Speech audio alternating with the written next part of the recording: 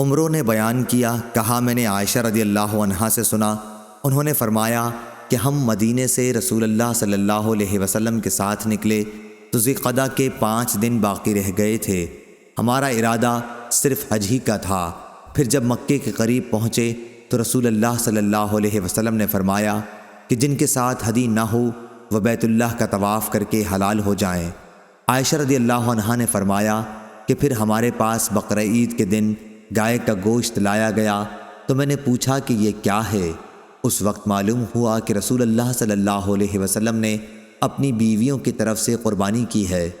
یحییٰ بن سعید نے کہا کہ میں نے اس حدیث کا قاسم بن محمد سے ذکر کیا تو انہوں نے کہا کہ عمرہ نے تم سے ٹھیک ٹھیک حدیث بیان کر دی ہے۔ ہر دو احادیث سے مقصد باب ظاہر ہے کہ قربانی کا گوشت کھانے اور بطور توشہ رکھنے کی عام اجازت ہے۔ خود قرآن مجید میں فَكُلُوا مِنْهَا کا صیغہ موجود ہے کہ اسے غرباء و مساکین کو بھی تقسیم کرو اور خود بھی کھاؤ۔